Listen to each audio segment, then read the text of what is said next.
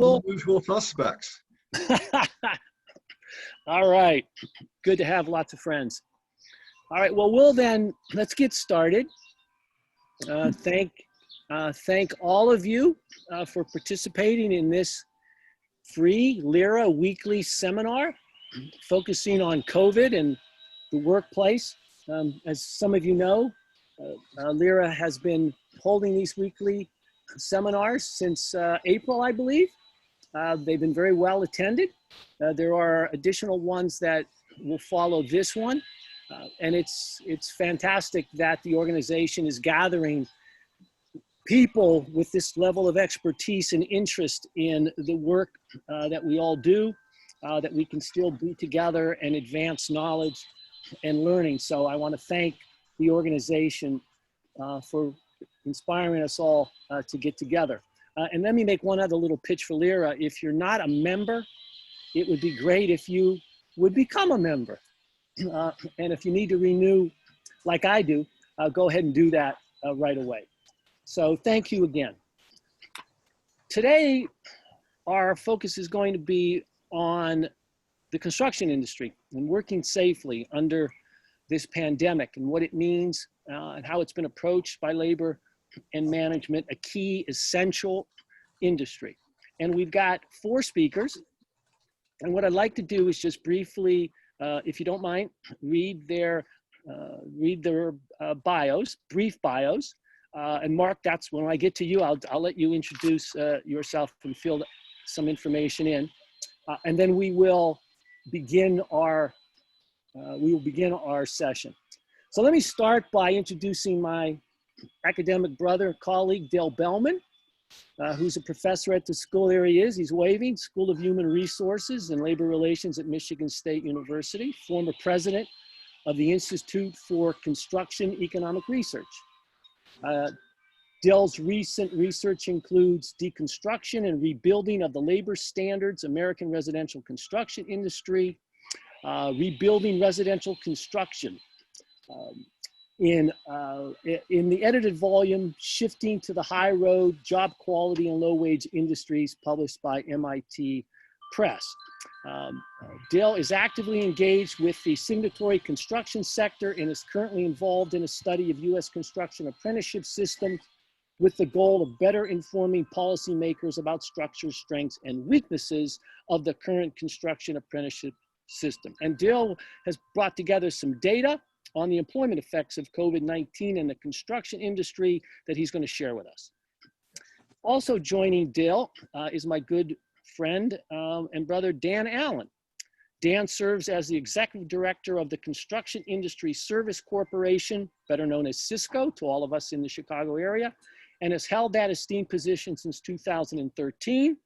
Under his leadership, Cisco has continued to maintain its prominence as a labor management association representing nearly 8,000 union contractors and 140,000 skilled union tradesmen, and some of those are on the webinar today with us, and women throughout northeastern Illinois. He's also been a proud member of IBEW Local 134. There's a bunch of other good things that Dan has done, but let me skip to Dan will discuss the cooperation and collaboration of the union contractors, union business managers in developing specific job site protocol and enforcement of COVID-19 safety precautions.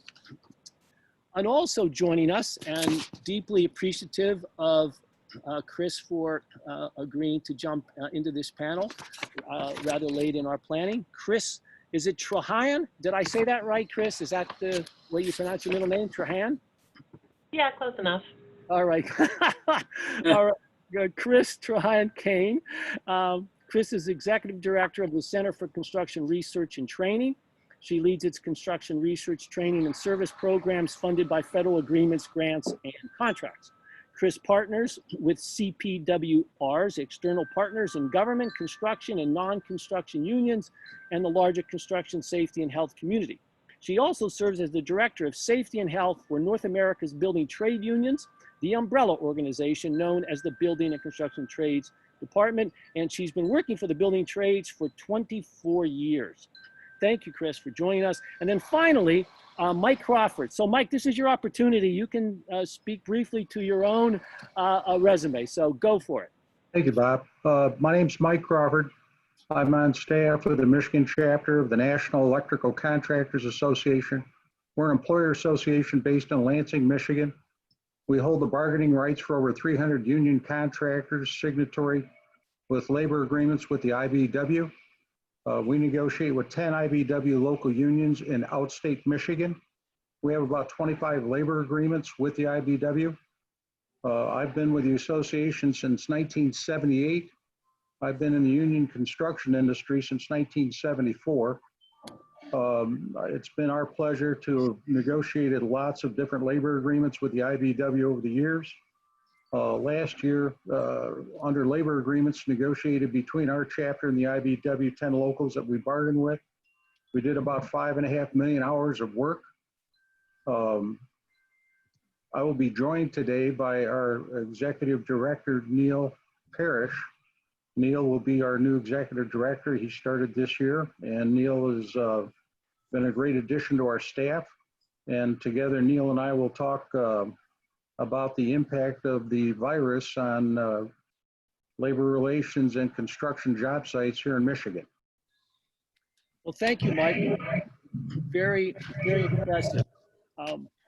Before we get started, I also wanted to just take a point of personal privilege and say hello to my dear friend and brother and one of the most esteemed directors of the School of Labor and Employment Relations, and that's Joel Gershenfeld. It's good to see Joel. Your smiling face. Good to see you. Very kind. Thank you. Okay. Likewise. Okay. So what we'll do is we'll get started, and I'm going to ask Professor Belman to start. I'll also be monitoring the chat room. If you have questions, you can certainly throw questions in there, but we'll also be in a position to open up once all the presentations are done if folks wanted to simply present your questions. Okay? Very good. So, okay.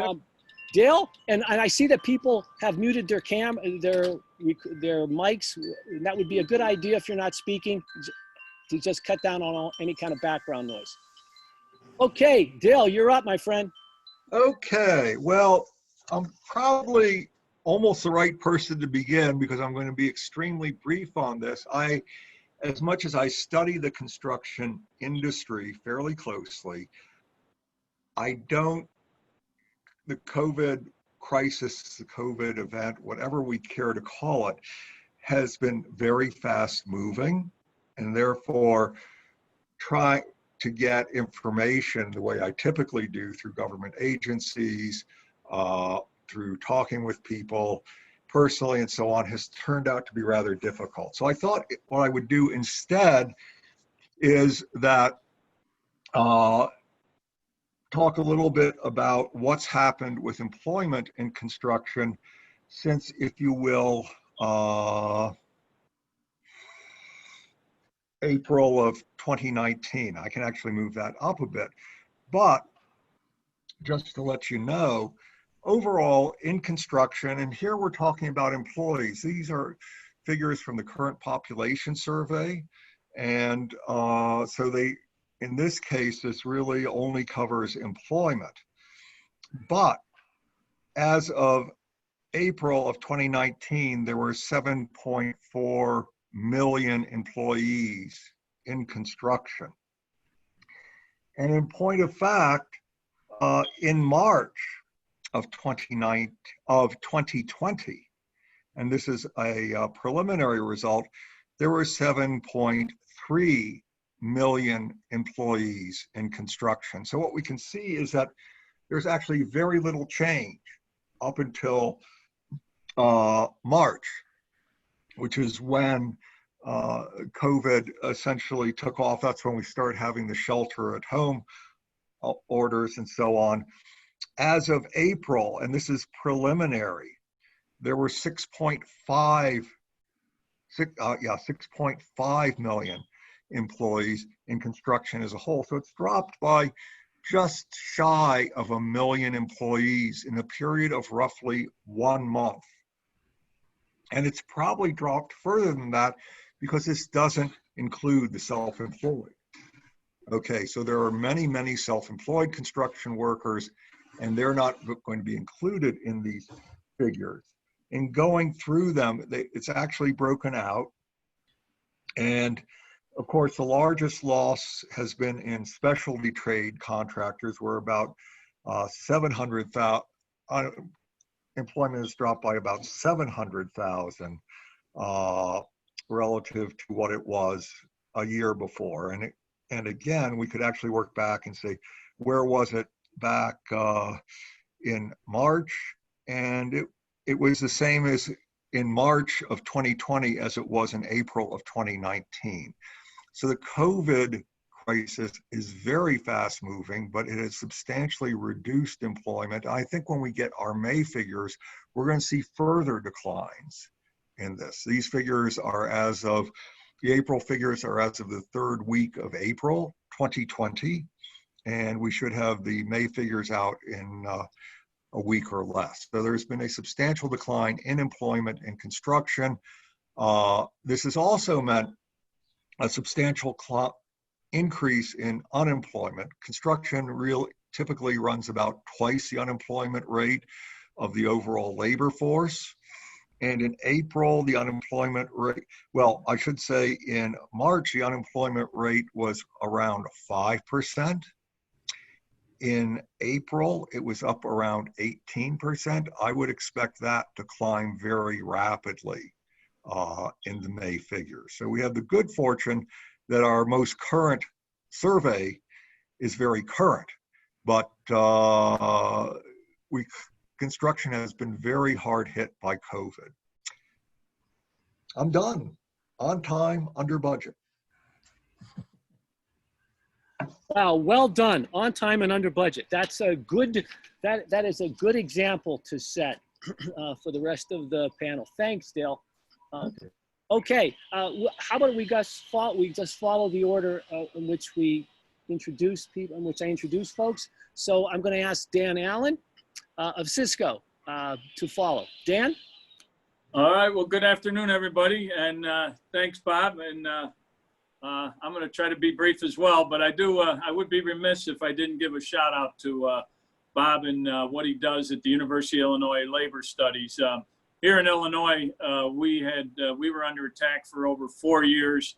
Right to work for less was on the docket, as well as undermining the union apprenticeship programs. And the studies that Bob and University of Illinois and others did were very valuable in us fighting that. So now more than ever, the collaboration that the union contractors and union management do together has been incredibly important during COVID. So this infrastructure was in place as we have collaboratively worked together for capital bills, for retainage bills, for all the types of different things that advance the union construction industry. And when COVID hit, meeting with government officials, all the collaborative to say, our record, that when we say we mean, that we will make together these job sites safe. And there was no way that could be done without this collaboration. So the undertaking was immense. This thing was, happening as fast. And to be quite honest, I come from, as a former code enforcement officer, I thought there would be no way that we could get social distancing on some of these high rises. Just the amount of men and women that go into the lifts together. But I will say that was probably one of the hardest pieces to put together, but it has been put together. And I just talked today to code officials as well as Ralph Affronti with the Cook County Building Trades, and the amount of incidences is minimal. And when they occur, they're addressed immediately. So this is going to change, I believe, our industry forever. There was a good quote on something that I was reading, hoping that there's not going to be another pandemic or that another reoccurrence is not a strategy at all, that the strategy is to learn from what we just experienced. And going forward, I believe job sites will be cleaner and safer than ever. The distancing will become a norm. Remote technology, 360 photos, virtual public meetings, and safety talks are already becoming the norm. Projects are going to take longer. PPP and having, workers, social distance, definitely going to be. Unions, I believe, will have a huge influence more and more, because officials in construction are going to have to, meet, and general contractors are going to have to be able to collaborate and ensure that these work sites are safe, and that these environments are some of the safest, and all these protocols are put in place. So I also think the demands of projects are going to change. I expect more manufacturing to reshore over here, and I also expect that an increase in a lot of the health facilities and in healthcare manufacturing of equipment here. Airports will definitely be a big infrastructure, and how we do a lot of them, and how we recreate them and remodel them is going to be huge. There will be some effects on some of the infrastructure from the lack of gas in budgets, but that's remains to be seen. As supply chains will be redistributed, modular adaptation. A lot of the companies had already been working on modular, in their facilities. There was a lot of module in the hospital world, prefab bathrooms and the like.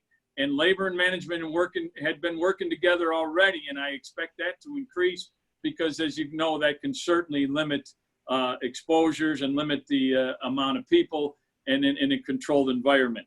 So there's so many things on the horizon, and again, because we had this infrastructure in place, the working relationship between union and labor, knowing that it's a marriage and that we have give and take, and that going forward, I think we're in a real good place to combat this as it goes forward.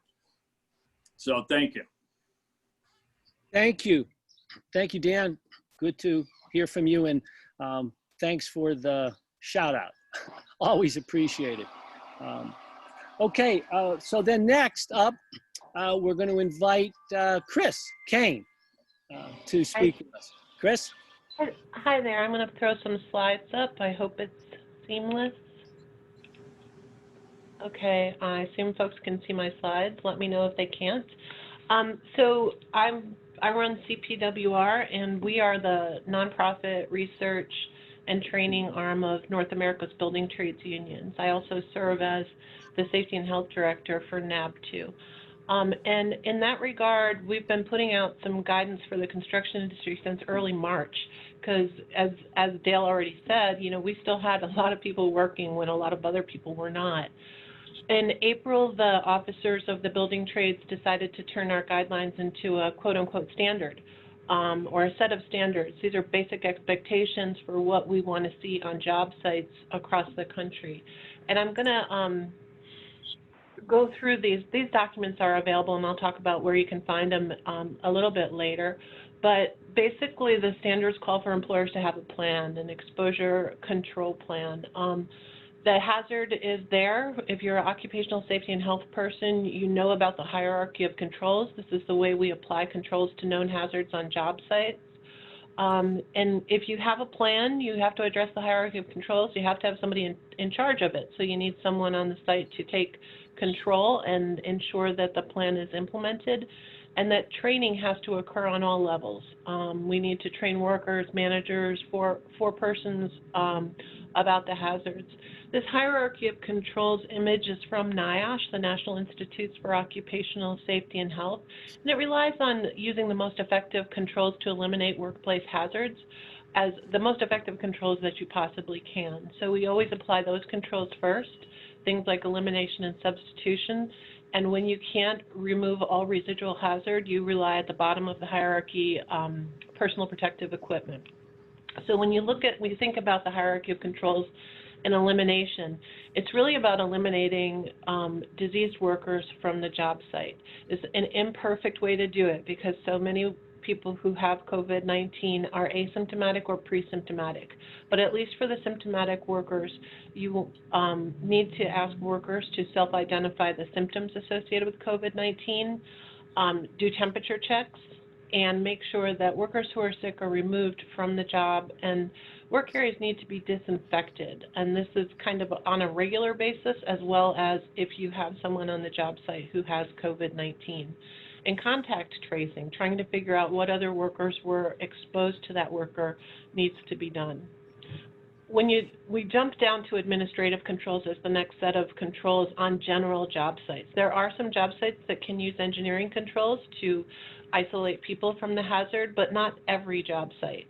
They should be used where they're available. However, in our kind of set of standards, the administrative controls are the next, and that's about social distancing. It's about increasing space between workers to at least 6 feet, and that's a minimum.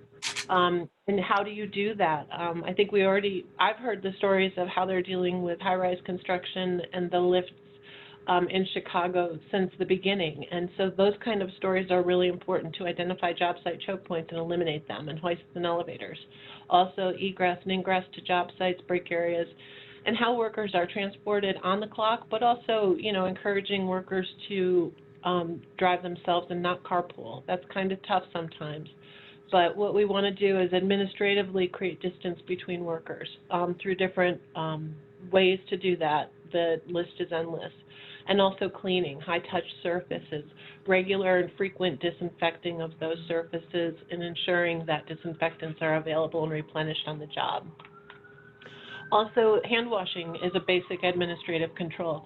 The skin is an excellent barrier to this virus, so the idea of washing with running water and soap is the best way to eliminate the virus on the skin. Alcohol hand sanitizers are a runner-up, where water is absolutely impossible to provide, and encouraging workers to actually use the hand washing stations frequently throughout the day.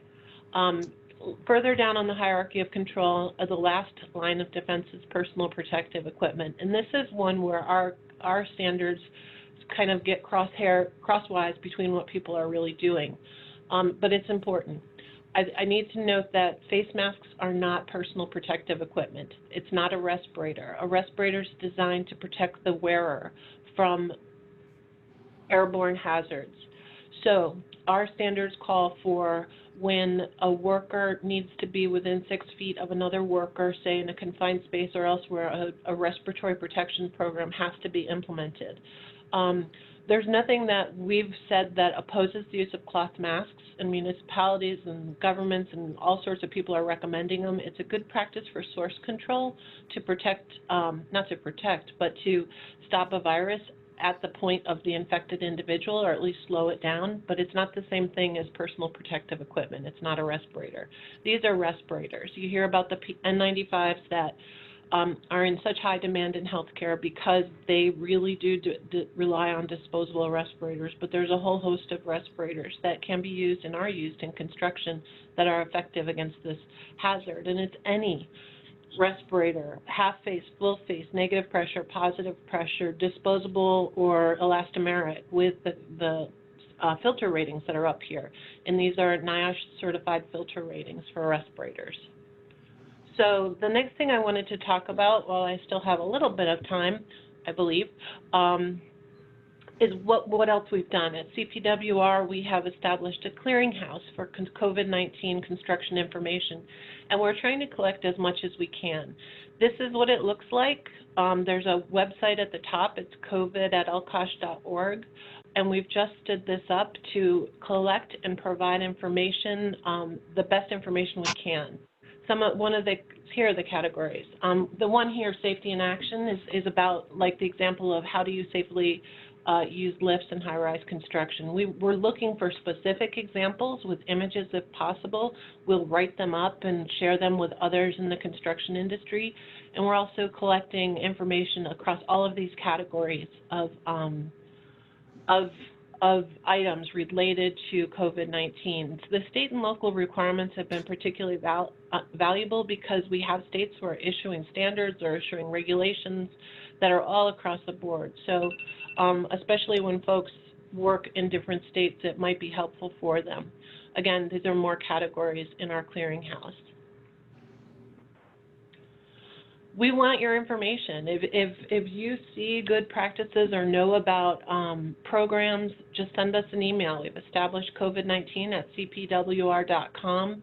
to collect this information, and we're really, really happy to get it from everyone. So if you have local ordinances or innovative thinking or good programs that you come across, we'd love it if you would just send them to us so we can consider posting them in the clearinghouse. And that's the end of my prepared comments. Thank you.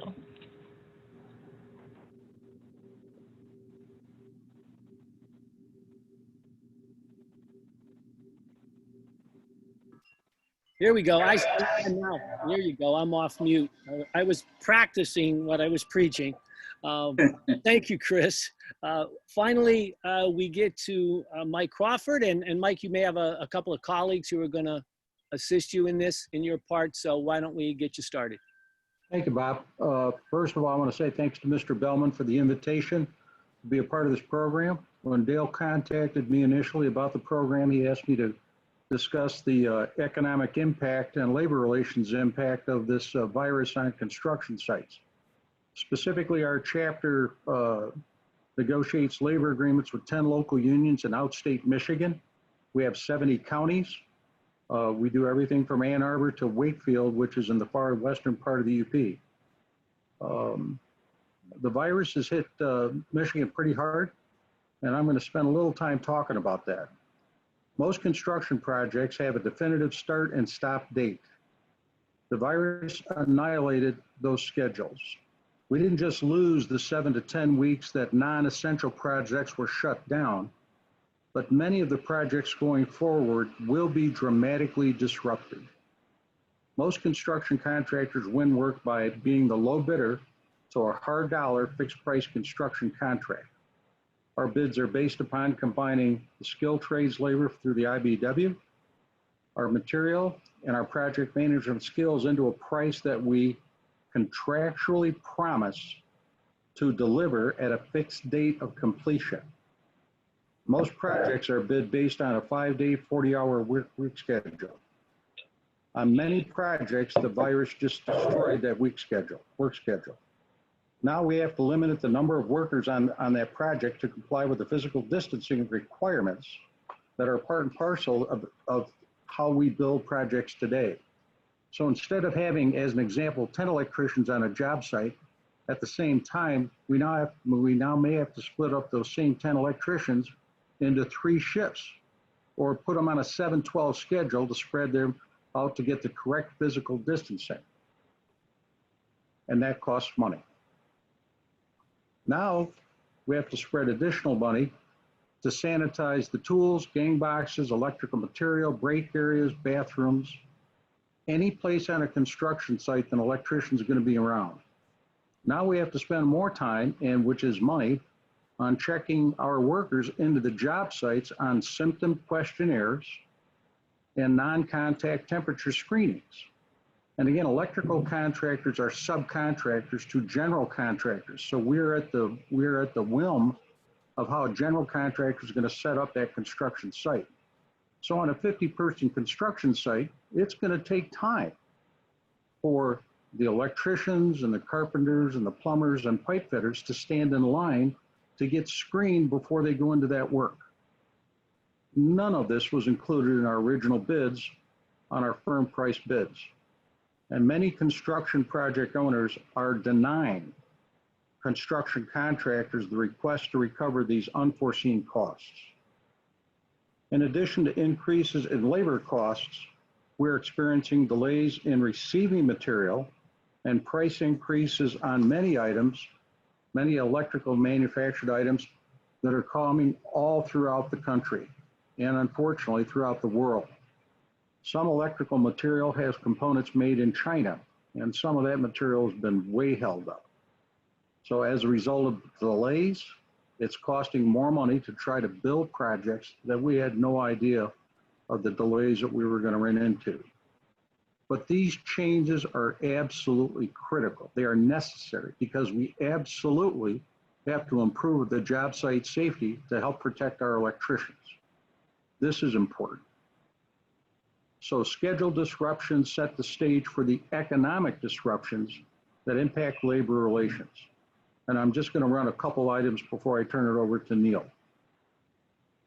Unfortunately, this virus has driven a wedge in between some of our IBEW electricians on some of our work sites. Some electricians are wanting to go back to work. They don't want to sit home. They want to get out and do what they are trained to do, which is put in the best electrical construction in the nation. And there are some electricians that are very reluctant to come back to work because of the virus. So getting enough electricians to get on these job sites has been a problem. We had a shortage of electricians going into this, and many of our apprenticeship programs were at their peak intake level to get in the appropriate number of people to build electrical construction for our customers. This COVID thing has made the apprentice program a little bit more complicated too. But again, these things we need to do. We need to put together safe work sites to help protect our electricians. Well, we run into issues with dealing with general contractors and dealing with the owners who own the projects that we're working with. And with that, I'll turn it over to Neil. Thank you, Mike. I think one of the, at least in Michigan, and I'm sure it's true in a couple other states, but one of the earliest hurdles we had to overcome when the pandemic started to hit and slowdown started to happen was the designation of essential work versus non-essential projects. Initially, the state of Michigan adopted the CISA guidance on, the critical infrastructure workforce. And, in the electrical construction industry, we have a lot of contractors who do a lot of work on power distribution, transmission lines and centers. And, that was one of the clear-cut examples of an industry that was critical, critical infrastructure. There was a couple other industries, though, that, we had some other projects going on in the state that, while they may have fallen into a category such as healthcare, food processing, we had construction projects going on for new facilities of those projects in those sectors that, it's debatable that, is that really critical? I mean, yes, this project falls into this industry, but it's not up and running yet. So is it really contributing? Is this powerhouse isn't producing any power yet? So is this project critical? This dairy processing plant isn't up and running yet. So is it really critical to the food industry? Luckily, we were able to work with our labor partners. We really had, we weren't getting much guidance from the state at that point. So we needed to quickly get some safeguards in places on these types of job sites and just work forward. And we've been able to do that successfully with the IBEW and work in their our workforce. I think you have that confusion early on, but then you now have employees with personal disruptions in their schedules at home. Schools closed all throughout the state of Michigan back in early March. And, now we have contractors whose employees now have to find childcare options. Their schools are closed. Daycare centers are all ordered closed. So now you have these employees who, maybe want to come to work. Maybe their project's essential, but now they have this childcare obligation and really, no option other than to stay home from work and stay home with their kids. And that's put contractors in the spot to try and balance that. I need to be accommodating for my employees, but at the same time, I've got, a general contractor or owner kind of, hey, our project's essential. You need to keep going. And how do we, continue to man that work and keep this project going on schedule? And again, we've been able to work to reach compromises, to work with employees.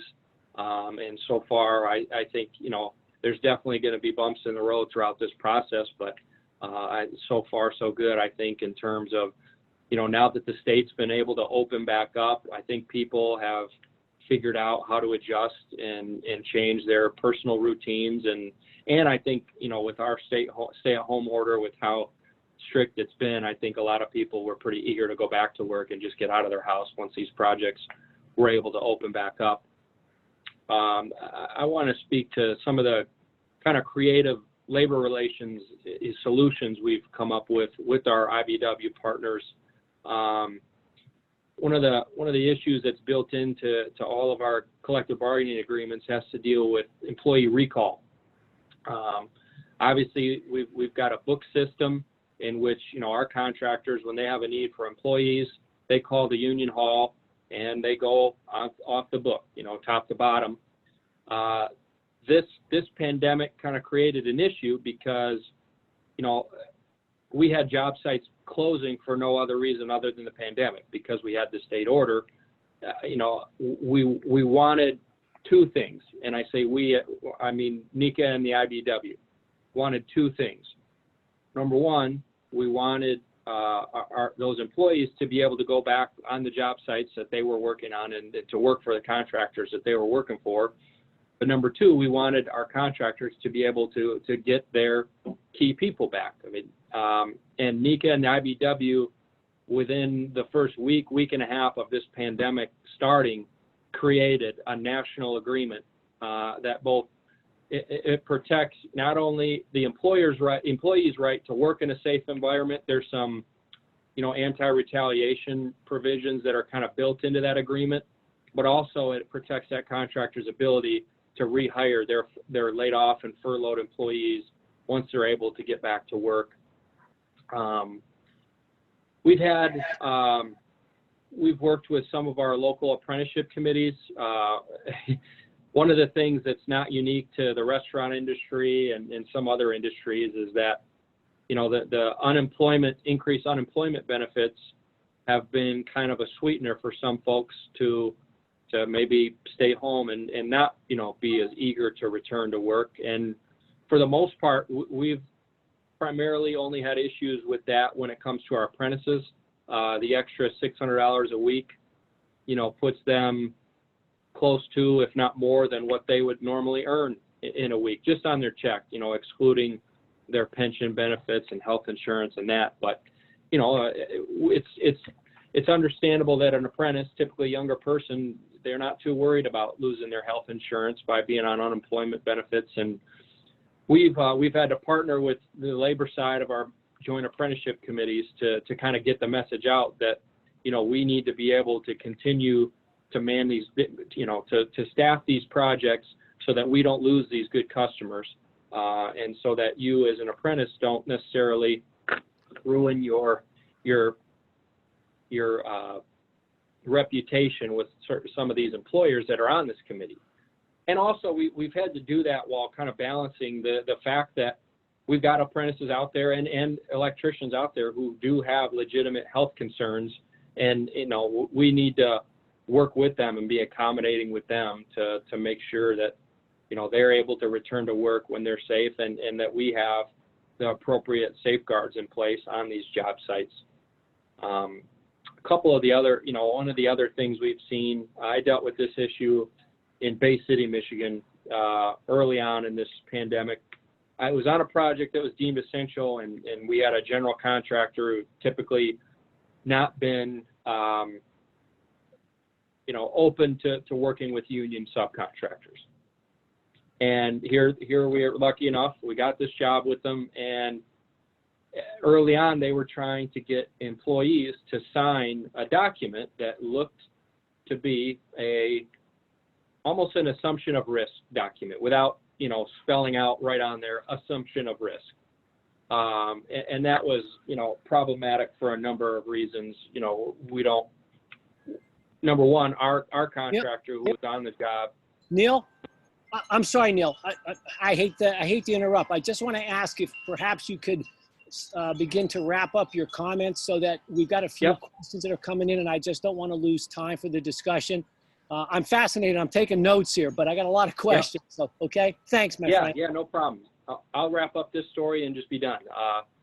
Essentially, we had that, again, we had some veiled attempts at trying to shield themselves from liability for any type of exposure. And we worked with the business manager up there and that general contractor, and finally just convinced them that they need to take this language out, that, you know, this project didn't pose that great a concern. But I think, just to summarize, we've had a lot of great cooperation so far through this process with the IBEW partners, and we're, you know, these issues are going to continue as long as this pandemic continues. So thank you. Thank you, Neil. I really appreciate it. We're bound, obviously, to this tight 1 hour time limit. So I certainly have a whole bunch of questions, but let me defer to questions that have come in to the chat room, and I'll present them in order in which they came in. And any one of the panelists feel free to address the questions, but let's try to limit your responses to, you know, just to a minute or two, so that we can get to others. So this first one is just addressing the issue of the general contractors, really, and their control over the practices of the subcontractors on job sites. And Mike, I think maybe you said a word or two about contractors and subcontractors. Can you give us a brief response to this question? In Michigan has its own OSHA program called MyOSHA. And thank goodness it's run by an ex-IBEW apprentice director who does a great job.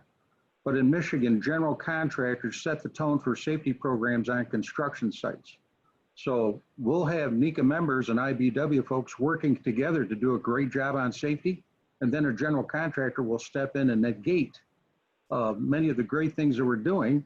And then sometimes the owner of the construction project will step in and say, no, we don't want you guys spending that kind of time or money. So it is truly a tussle.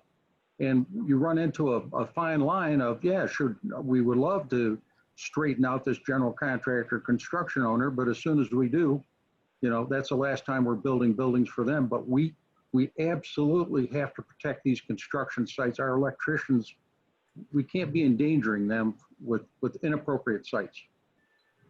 Thank you. Thank you. And then, speaking of OSHA, and I know there's a whole lot of debate and concern and worry. Would any of you like to comment on what role OSHA has played to date on COVID? And I think this is a really serious issue, and they seem not to be quite engaged. So anyone on the panel would like to comment on OSHA? Sure would. This is Chris. Yeah, I bet you would, Chris. Like on this.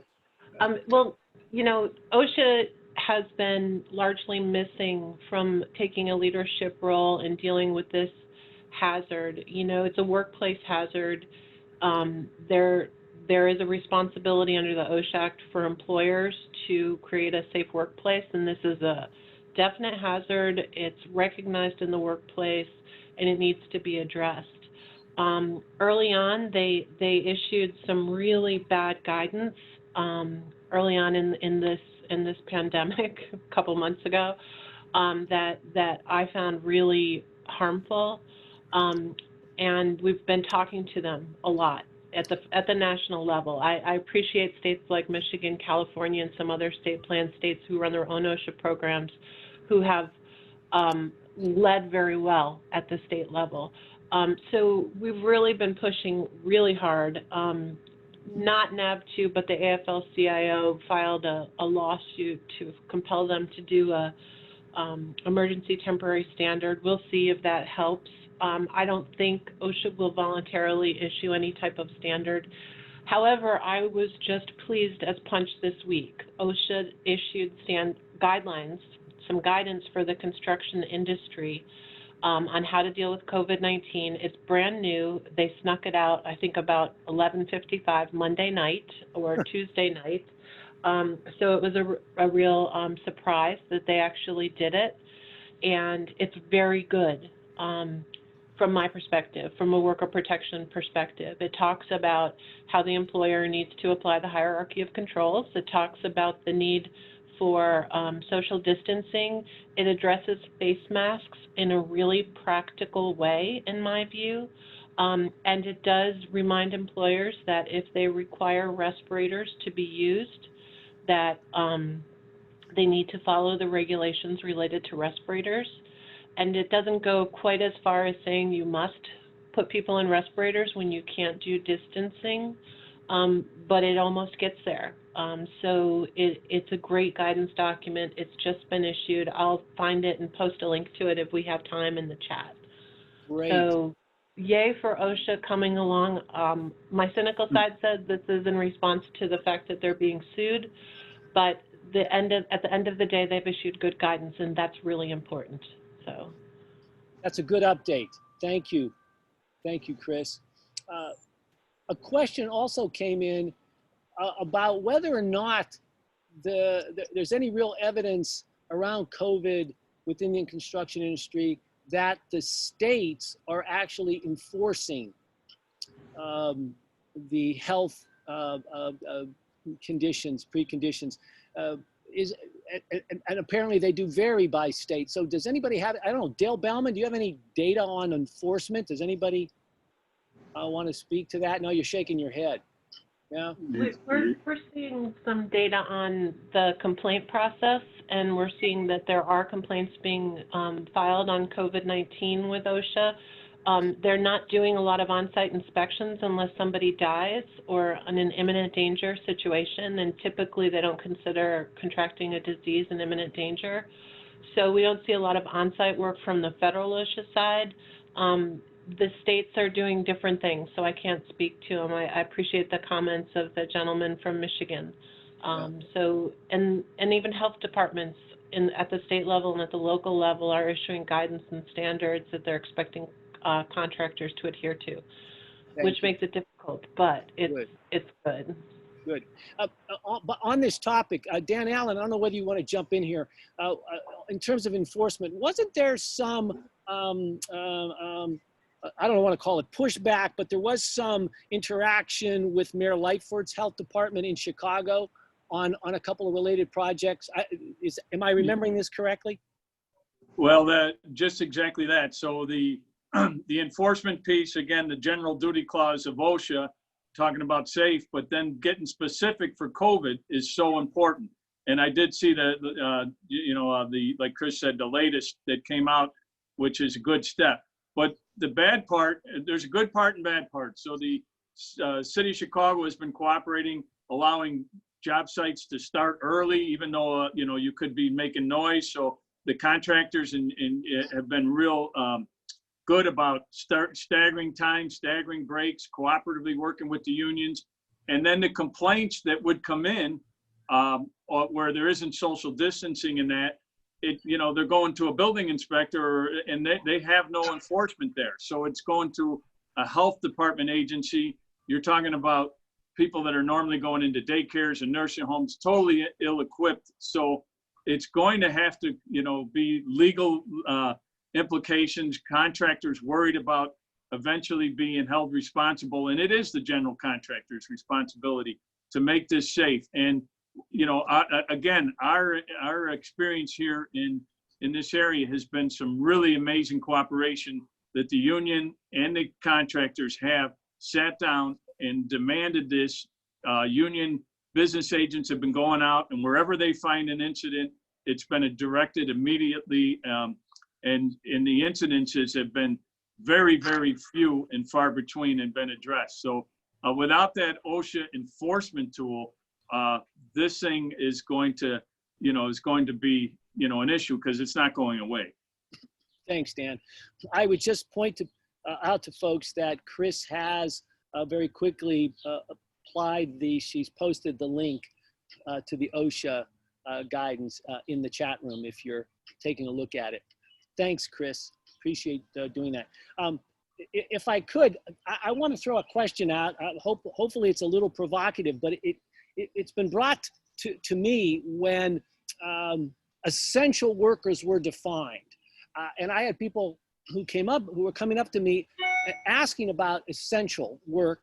And as it applied to construction, people seemed to understand it when it had to do with a hospital or a school or a bridge. But but around the block close to me is a luxury condo unit, okay?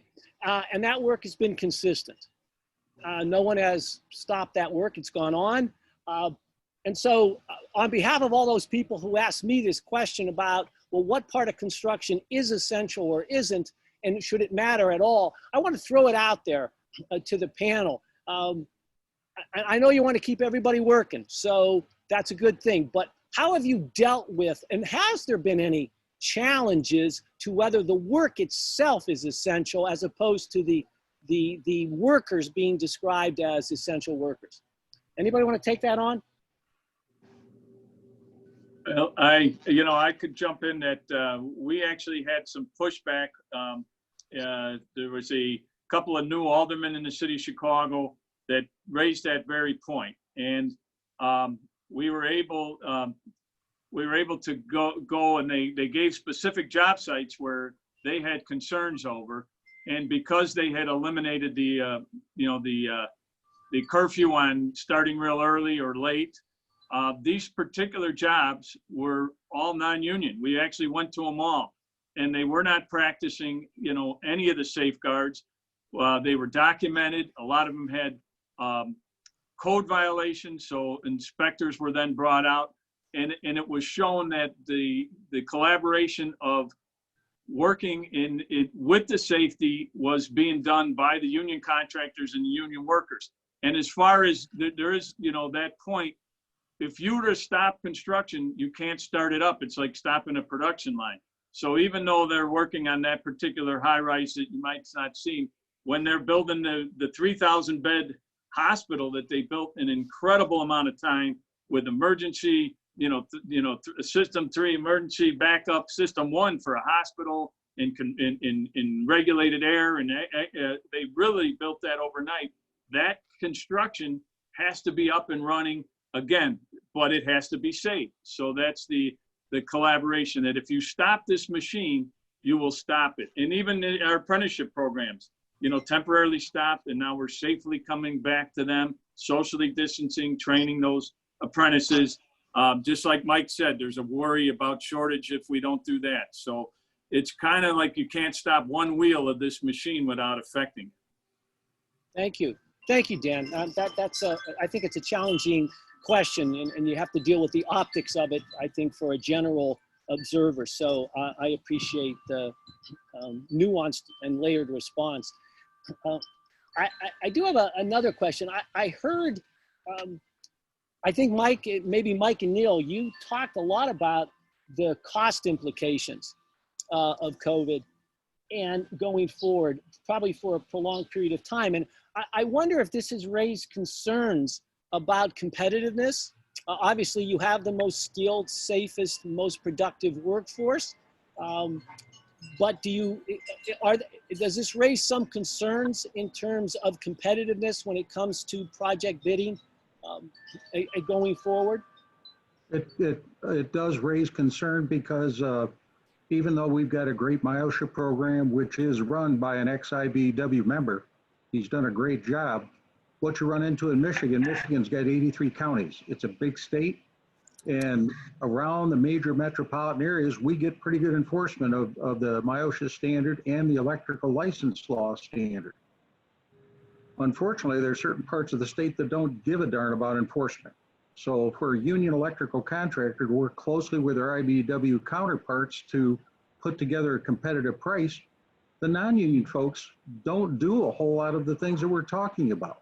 And nobody walks on it on those non-union sites. So it is a competitive issue. And heaven help those non-union electricians or what they claim to be electricians, because they're in many cases, they're taking their life in their own hands when they're working in these unprotected sites. And it is a competitive issue. But I'll tell you, the IBEW in many of our areas has been concerned with that competitive nature and have been very cooperative on this. In many of our jurisdictions, the IBEW has been a very good person to help put together competitive labor agreements dealing with some tough times. But you're right on the money. It is an issue. Thank you. Thank you, Mike. I do want to be conscious of our time, we just have a couple minutes left. Why don't we do the following? I want to give our panelists 30 seconds to make some closing remarks, and then I want to invite one additional person to give a brief, a kind of a commercial for related work. So let's go around the room real quick. Dale, do you have a 30-second close that you've been working on? I have been working on it, but listening to this, it sounds, one, as if the signatory side of the industry is adapting to a very difficult situation. I kind of wonder about what's happening in the non-union side, and particularly in residential, and see how they're dealing with these issues. And actually, that's a good question for maybe a future presentation and piece of research. And we do have a question that came in late in the chat room that was all about union, non-union context and coordination. Thanks, Dale. Dan Allen, how about yourself? Well, I'll jump in on that part. You know, that particular inspection survey that we did to those aldermen, there was about 30-something job sites, and every one of them where there was an issue, it was non-signatory, and the issues there were incredible. Not just COVID, which was non-enforceable at that time and still is hard to enforce, but was all the others. There was actually stop work orders issued on a number of these. So I believe that this piece could actually help us in the long run, because who better trains and provides safety on all types of sites, not to mention the most on-time, productive, and technology-driven, collaborative. It's you that always says the second largest privately funded educational system in the country, and COVID is being taught at the apprenticeship programs right now and on these job sites. So I believe that it's going to be more than ever important to stop the non, trained, endangering people, because now you're not just endangering yourself on that job. With COVID, you're going home and endangering the community and everybody else. So it's going to be important, and legal ramifications will probably strengthen OSHA eventually. Thank you, Dan. Thanks so much. Chris, do you have a 30-second close? Well, actually, there's a question that didn't get answered that I just wanted to address really briefly. The question is, what's the evidence about the incidence of COVID within the industry? How many construction workers are getting sick is another way to look at that, and how many are dying, and we don't know. We don't have a decent surveillance system in place in this country to know that. The CDC has tried to collect this information for healthcare workers, and they're failing pretty badly at it. So we don't really know. And so we're actively at CPWR and the building trades trying to get a handle on what's happening. We know anecdotally of some big job sites where we've had major problems, major numbers of workers infected. But we don't have a good way to track this. We're working with a bunch of federal agencies to try to do that. So just stay tuned. And please just take a look at the COVID clearinghouse we have, and be very happy to get any feedback from anybody on the phone. Appreciate the time. Last plug, I know Russ was going to say something, but I wanted to post the link to a meeting that's happening in about 4 minutes. Yes. So when Russ addresses it, you'll have the link. So I'll close with that. Russ, hang on. You're gonna shut us down, and you'll just bridge right to what's coming up. Mike, how about Mike or Neil, 30 seconds? Go ahead, Neil. I think just one of the biggest things we're going to have to keep watching going forward is the enforcement piece of all of this. This Michigan chapter has been working around the clock to keep our contractors aware of the things they need to be doing on these job sites to protect their employees. And I just hope, we'll have more allies through MyOSHA and some other agencies within the state to help keep some of these other projects, these non-union projects, monitored going forward. Thank you, Neil. And finally, Russ, let's give you that 30-second pitch, and then I'm going to close by thanking appropriate people, and we'll move on. Go ahead, Russ. First, I appreciate it, Bob. At first, I just want to thank you and Joel and Emily and all the speakers today. Thank you for your time. A quick introduction, as Chris mentioned, I am Russ Ormiston. I'm president of the Institute for Construction Economic Research. We are holding our 2020 research symposium starting at 2:35. As the folks who are in charge of organizing this are well aware, we are happy to invite any and all of you who are in this meeting to join us. The link Chris looks like just posted in the chat window. The event will feature 4 academic presentations about issues affecting the industry, including prevailing wage, worker centers, misclassification, and payroll fraud. So the link is there on the right. We would welcome any and all of you you're happy to have you join us. And that'll start in a few minutes. But thanks again for the time, and this is great, so thank you.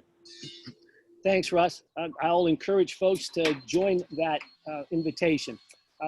Before we close, first of all, thanks all of the speakers for coming on, and everybody who's been out there watching the webinar.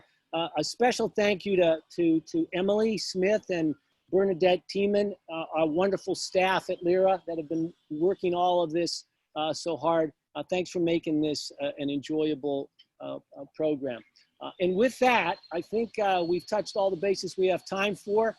Enjoy the rest of the day, stay safe, and let's switch over to Russ's Zoom shortly, okay? So I'm gonna say goodbye. Thanks, folks. Thank you. Bye. Thank you all. Well done, everybody.